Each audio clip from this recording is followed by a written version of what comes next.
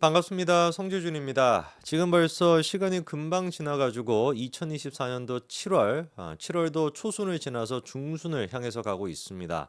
22대 국회가 개원한 지도 꽤 지금 시간이 지난 상태인데요. 여러분들은 현 시점에서 대한민국 정치를 보면 좀 어떤 생각이 드십니까? 희망이 보인다. 밝다라고 얘기하시는 분들은 거의 안 계실 것 같아요. 대부분의 분들이 참담하다. 민주당이 진짜 저런 짓거리까지 했는데 아직까지도 어떻게 저렇게 떵떵거리고 어떻게 저렇게까지 건재할 수가 있냐라고 생각하실 것 같은데요. 오늘 제가 영상을 통해서 말씀드리고자 하는 것은 과연 저 민주당의 폐악질, 저런 어떤 완장차고 설치고 있는 깡패 같은 저 모습이 유지가 될 수 있을 거냐? 제가 보기엔 그렇게까지 오래 유지가 될 것 같지 않습니다. 오히려 민주당 내부 반역, 내부 배신으로 인해 가지고 이재명의 일당 체제는 금방 무너져 내릴 것이다라고 하는 게 제 얘기인데 그 얘기를 저뿐만 아니라 이런 얘기도 같이 나오고 있더라고요. 기사 한 가지 좀 보여주시겠습니까? 한동훈 후보가 이번에 이런 얘기를 했습니다. 9월쯤에 민주당에 큰 위기가 올 것이다. 여당도 변해야 이탈층이 올 수 있다라는 건데요. 뭔 소리인지를 들어보니까 다음 기사도 보여주시죠.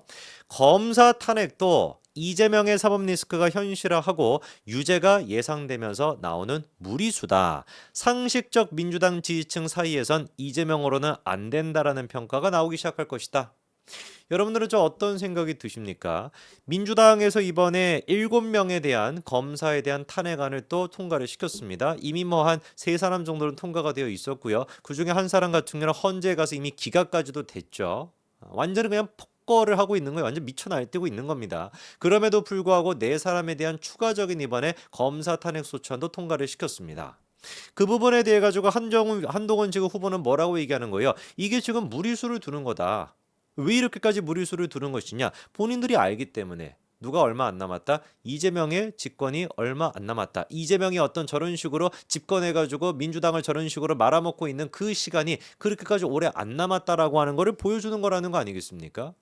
실제로 9월쯤에 민주당이 큰 위기가 올 것이다 라고 얘기를 한 이유도 또 있죠. 9월달에 이제 뭐가 있기 때문에 이재명에 대한 선거법 재판이 마무리가 되기 때문에 9월달에 이제 이재명의 선거법 재판이 마무리가 되고요. 그리고 10월달에 선고가 나오게 됩니다. 9월에 이제 검사 쪽에서 검찰 쪽에서 구형을 하게 되고 이러이러한 범죄가 있으니까 판사님께서 이 정도의 벌을 내려주십시오라고 하는 구형이 9월달 중순쯤에 있고 이재명 측의 마지막 이제 변론이 그때 있고요. 통상적으로 이제 검찰의 구형이 있고 한 달 내로 1심 재판 결과가 나오다 보니까 10월 초에는 즉 9월 말쯤에는 어떨 수가 있는 거예요? 이재명의 1심 재판 결과가 나오게 됩니다. 제가 몇 번이나 말씀을 드렸습니다만 1심 재판 결과가 100만 원이 넘더라도 대법원 확정 판결이 아니지만 민주당 내부적으로 엄청난 지각 변동이 있을 수밖에 없다. 그거를 제일 잘 아는 사람이 누구다? 이재명 본인 스스로입니다.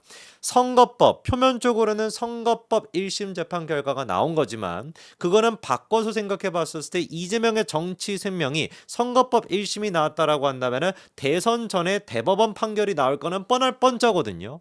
그러면 이거는 엄청난 정치적인 지각 변동이 있을 수밖에 없죠. 속된 표현으로 개딸들의 어떤 그 종노릇을 하고 있었던 그런 어떤 따까리들, 이재명의 따까리들 같은 경우도 눈치를 보지 않겠습니까? 스멀스멀. 이것 봐봐라. 이재명이 1심에서 100만 원 나왔네. 2심에서도 그러면 100만 원 나올 가능성이 높아. 아니 그냥 아싸리 1심에서 100만 원 이상이 나오는 거예요. 200만 원, 300만 원, 400만 원, 500만 원이 나오게 된다면 더 어떻게 되겠습니까? 가속화가 되겠죠. 가장 먼저 그래서 이재명의 따까리 노릇을 했던 인간들, 대표적으로 이제 뭐 민영배 같은 인간이나 장경태 같은 진짜 구질구질한 인간들 있지 않습니까? 그 인간들이 가장 먼저 배신 때릴 겁니다. 누가 누구를 배신했던 것처럼 우리 남국이가 조국을 배신했던 것처럼. 국회의원 되기 전까지는 머리 밑에다가 베개 밑에다가 조국의 사진을 두고 기도까지 합니다 라고 생쇼를 다했던 인간이 어떤 식으로 조국을 버리고 이재명 쪽에 붙어 먹었습니까? 그게 이제 앞으로의 제2의 조국이 누가 될 거예요? 이재명이 될 겁니다. 제1의 조국은 이제 좀 있으면 구속이 될 거고 제2의 조국은 제1의 조국의 루트를 밟게 되겠고 그 운명은 뭐로 끝나겠습니까? 당연히 구속으로 끝나게 되겠죠. 한동훈 전 위원장이 지금 얘기를 했던 것처럼 이재명의 사법 리스크가 최고조 현실화를 찍고 있기 때문에 민주당에서 무리수를 두고 있는 겁니다. 그 무리수가 검사 탄핵이라고 하는 모습으로 드러난 것이고 최상병 특검이라고 하는 모습으로 드러나게 된 것이죠. 근데 이미 제가 말씀을 드렸죠. 최상병 특검 문제 같은 경우는 어떻게 됐다? 이미 여론이 뒤집혔다.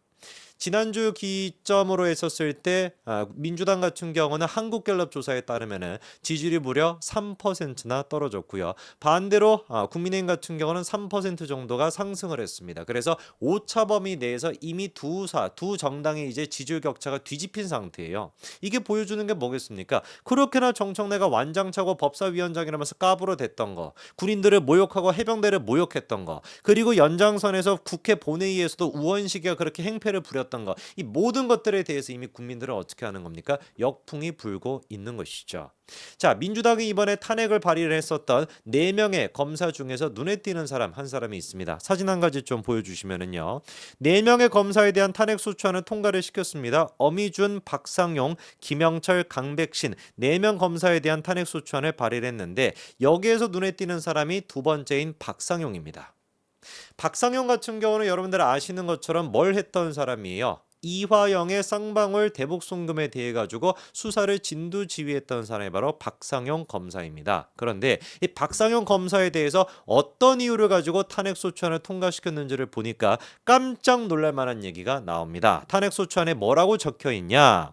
피소추자는 2019년도 1월 8일 울산지검 청산의 간부 식당에서 술을 마신 후 청사 민원인 대기실 바닥에 변을 보는 등 행위로 공용물을 손상했다. 제가 지금 읽으면서도 제 입이 더러워지는 느낌입니다. 이게 지금 실제로 대한민국 탄핵 소추안에 들어가 있는 내용이에요. 이게 지금 요 내용대로 정부, 지금 대통령실까지도 지금 들어가 있는 상태입니다. 이게 말이나 되는 얘기입니까? 근데 이 말이 안 되는 얘기를 제일 먼저 꺼냈던 게 누구예요? 무려 서울중앙지검장을 지냈던 이성윤 현재 민주당 의원 아닙니까? 다음 기사 보여주시겠습니까? 이성윤이가 뭐라고 했었습니까? 이화영 수사검사 검찰청서 술을 먹고 바닥에다가 변을 봤다라고 하는 것인데 그 지금 검사가 바로 누구를 얘기하는 거예요? 박상용이를 얘기를 하는 겁니다. 다음 기사 또 보여주시죠.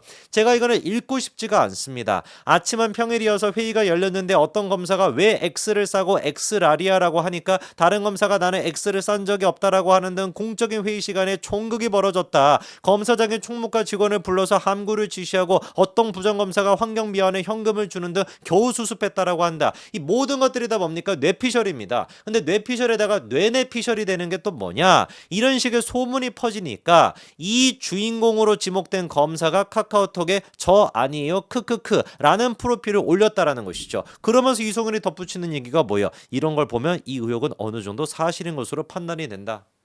저는 너무 소름이 끼치는 게 뭔지 아십니까? 이 정도 수준밖에 안 되는 인간이 뭐였다라는 거예요. 이 지금 이성윤이가 뭐였다라는 겁니까? 서울중앙지검장이었다라는 겁니다. 모든 사실상 부서 가운데 검찰의 모든 부서 가운데 가장 중요한 곳이 어딥니까? 서울중앙지검 아닙니까? 전국에 있는 사건이 다 모이는 곳이니까. 거기에 검사장, 지검장이었던 사람이 바로 이성윤인데 그 이성윤이 지금 하는 수준을 보십시오. 이따위 지금 지능을 가지고 이 정도 IQ를 가지고 어떻게 수사를 진행할 수가 있었겠습니까? 제가 지금 걱정이 다 되는 판이에요. 이성윤이가 주도했던 수사 가운데 얼마나 많은 억울한 사람들이 있을지. 결국에 그래가지고 이번에 박상용 검사가 어떻게 했습니까? 이성윤에 대해서 고소 조치를 했습니다. 이거는 진짜 콩밥을 먹여도 모자랄 얘기죠. 한 사람의 인격을 이렇게 말살을 시키는 거예요. 어떤 목적을 가지고? 이재명에 대한 수사를 했다라고 하는 이유만으로. 이성윤이 떠벌렸던 저 얘기 같은 경우도 지가 전해 들었다라는 거거든요. 지가 들은 것도 아니고 본 것도 아니고 전해 들었다라는 겁니다. 그 전해 들었다 인간이 누군지도 몰라요.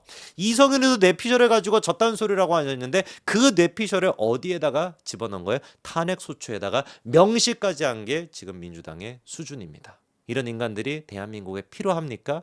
적어도 제가 사는 대한민국에는 필요 없을 것 같습니다. 제발 좀 하루빨리 이런 잡스러운 것들이 정리됐으면 좋겠네요. 여기까지 말씀드리겠습니다. 감사합니다.